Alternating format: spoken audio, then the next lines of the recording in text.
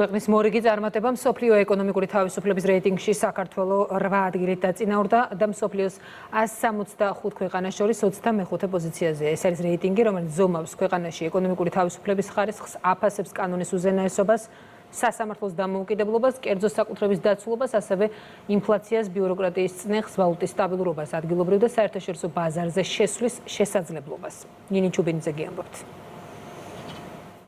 საქართველოს მსოფლიოში ეკონომიკური თავისუფლების ერთ-ერთ ლიდერად ყალიბდება.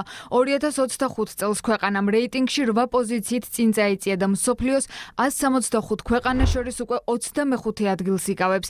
შედეგით საქართველომ გაიუმჯობესა როგორც ქულა, ასევე პოზიცია. ეს ნიშნავს, რომ დღეს საქართველოში უფრო მეტად არის დაცული საკუთრების უფლება, უფრო სტაბილურია ბიზნეს გარემო და მოქალაქეებს აქვთ მეტი შესაძლებლობა საკუთარი ეკონომიკური არჩევანის გასაკეთებლად.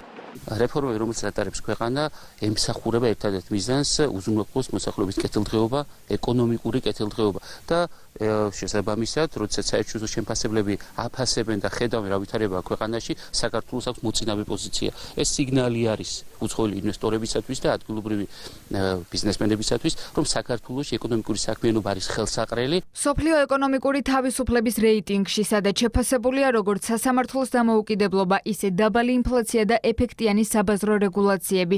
საქართველოს ევროკავშირის წევრ 17 ქვეყანას უსწრებს. ასევე საქართველოს რეიტინგში უპირობო ლიდერია ევროკავშირის წევრობის ყველა კანდიდატ ქვეყანასა და ფართო რეგიონის ქვეყნებს შორის.